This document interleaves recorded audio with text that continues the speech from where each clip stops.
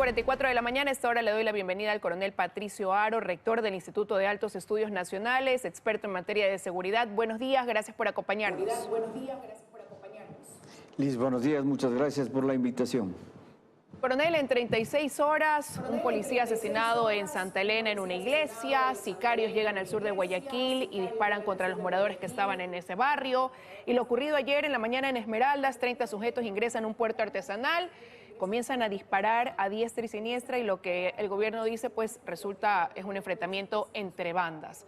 ¿Qué marca esto en el país? ¿Estamos entendiendo el fenómeno que atraviesa el Ecuador en torno al tema de inseguridad?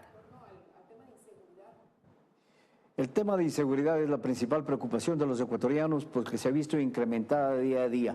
Y desde luego nosotros deberíamos definir lo que es la seguridad. La seguridad es el grado de garantía que proporciona el Estado a todos sus elementos constitutivos, es decir, garantiza la vida y las propiedades de su población, garantiza la soberanía y garantiza la integridad territorial. Sin embargo, cuando ciertos elementos adversos a la seguridad y a la consecución de los objetivos del Estado atentan contra ella, estos se convierten en amenazas. Y la amenaza simplemente es la capacidad que tiene esta fuerza adversa para oponerse a los objetivos del Estado con mayor o igual capacidad que tiene el Estado para reprimir.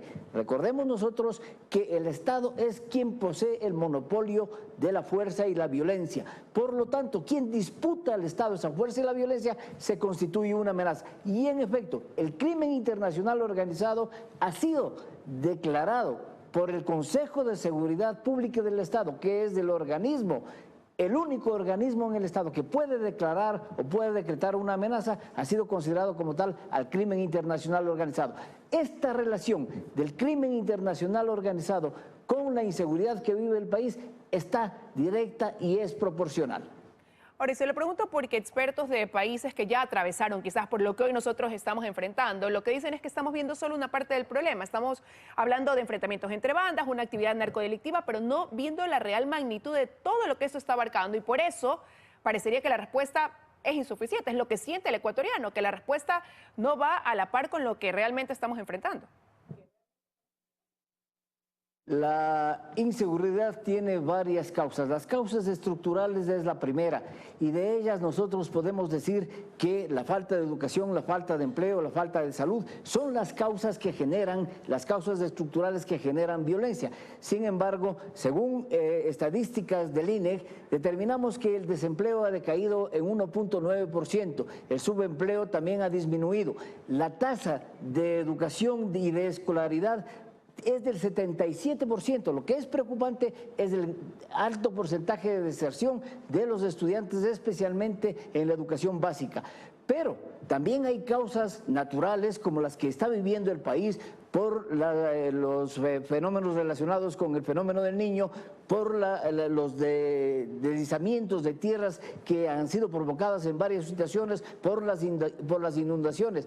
Pero también existen, y son las de mayor efecto, las antrópicas, es decir, las generadas por el hombre. Y es precisamente esta disputa en territorio, esta disputa a través de carteles de la droga que son miembros del crimen internacional organizado. Y eso es importante determinar. El crimen internacional organizado es una organización con nexos internacionales que están establecidos alrededor de 460 nexos en todo el mundo. Por lo tanto, el crimen internacional organizado violenta la soberanía y la integridad territorial. El momento en que esas tareas que son propias establecidas en el artículo 158 de la Constitución, son propias de las Fuerzas Armadas son las que deben intervenir sin necesidad de estado de excepción, sin necesidad de decretos de esta naturaleza que permiten y facilitan el empleo de las Fuerzas Armadas, sino que deben actuar de oficio.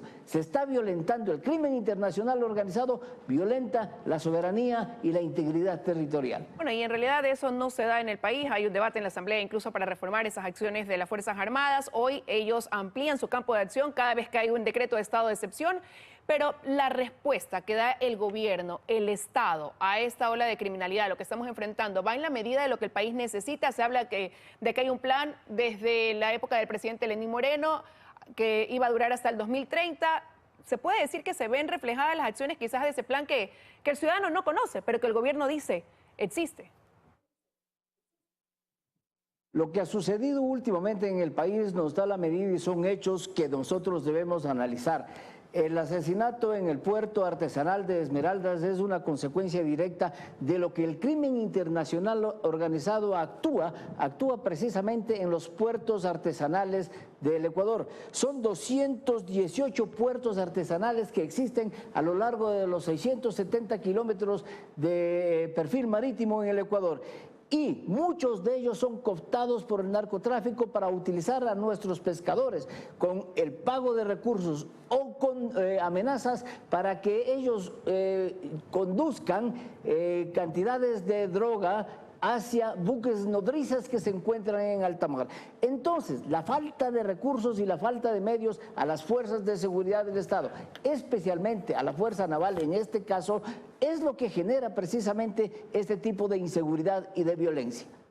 Pero ¿qué nos está haciendo, coronel? ¿En qué se está fallando? Porque se toman medidas, ¿no? Quizás reactivas. Hoy va a haber una mesa de seguridad, por ejemplo, presidida por el primer mandatario en Esmeraldas, donde seguramente se tomarán acciones ahí en esa provincia. Se han decretado estados de excepción, llamamos por el número 11, rige esta vez para los ríos Santa Elena y Guayas, pero eso de ahí no es suficiente. Entonces, ¿en qué se está fallando? ¿Qué no se está haciendo? Se está fallando en que el Estado no asume la responsabilidad establecida en el artículo 3 de la Constitución Política del Estado. La seguridad es una responsabilidad del Estado, no solamente del gobierno, no solamente del Poder Ejecutivo. El Poder Legislativo debería estar legislando a favor de la seguridad de los ecuatorianos en vez de estar preocupado de generar una crisis de gobernabilidad que va a decantar en una crisis presidencial o que buscan que se genere esa crisis presidencial precisamente. Hoy, la ley que determina el empleo de las Fuerzas Armadas en contra de la seguridad del Estado está siendo analizada, pero no con la agilidad del caso, porque más están preocupados en destituirle mediante un juicio político al presidente de la República que garantizar la vida y la seguridad de los ecuatorianos.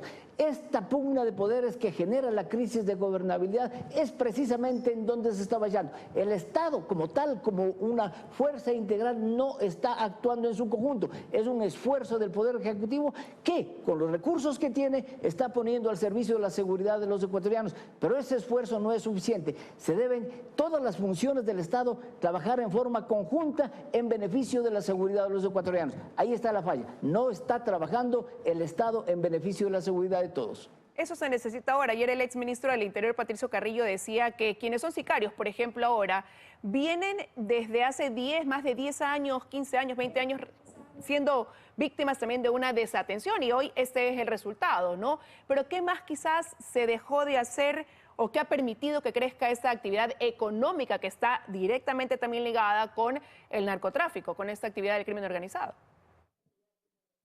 Esa actividad está sujeta a la posición geográfica del Ecuador. Nosotros debemos recordar que el Ecuador está en medio de los dos mayores productores de cocaína del mundo. Entonces el Ecuador, con sus características naturales y geográficas, se ha convertido en la plataforma de comercio hacia los grandes mercados del mundo de estupefacientes, Estados Unidos y Europa. Entonces es a través del mar precisamente, es a través del aire con la incursión de pequeñas aeronaves que vienen en búsqueda de estupefacientes traídos desde el exterior, desde Colombia o desde Perú, violentando lo que decía, la integridad territorial. Entonces, esa posición geográfica es la que afecta desgraciadamente, como en un momento determinado ha beneficiado también al país, hoy está afectando seriamente. Esa relación de los carteles de la droga en una ubicación que nos encontramos entre los dos mayores productores de cocaína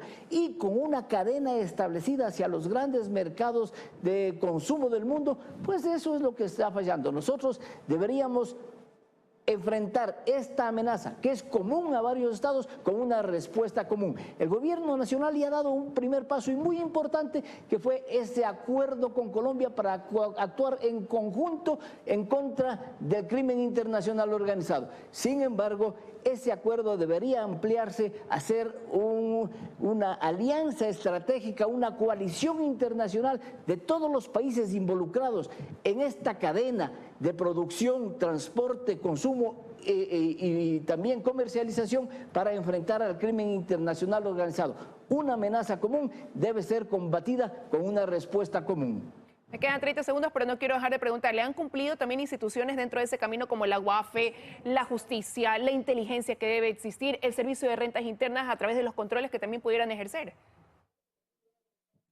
Desde luego, son instituciones del Estado y son instituciones que deben participar en la lucha contra el crimen internacional organizado a través de la información. Hoy está en la polémica nuevamente el tema del porte de armas y nosotros deberíamos también entender adecuadamente lo que eso significa y no crear una polémica en donde no existe ni pensar en que el Estado ecuatoriano o el gobierno nacional está propiciando un enfrentamiento armado como en los tiempos del viejo oeste norteamericano. El porte de armas es una acción disuasiva que tiene datos estrictamente necesarios como para decir que no constituye una amenaza ni va a buscar un enfrentamiento entre ecuatorianos. Ese es un tema que sin duda genera el debate. Quiero agradecerle, coronel, que nos haya acompañado esta mañana aquí en 24 horas. Que tenga un buen día. A usted muchas gracias. 7:56 de la mañana, con esto ya estamos despidiendo. Milton, hay novedades en la penitenciaría del Litoral. Se habla del hallazgo de 6 privados de la libertad ahorcados en uno de los pabellones, en el pabellón número 5. Así que estaremos ampliando esta noticia en nuestros noticieros de la comunidad. Increíble lo que está ocurriendo en el país, increíble y lamentable. Ojalá empiece a cambiar todo esto. 7:57. Tenemos que terminar, amigos. Vienen ya las noticias de la comunidad en Quito. Hay problemas en el tránsito, en la circulación por la avenida Interoceánica y la avenida Simón Bolívar. Ya les damos más detalles. Buen día. Buenos días.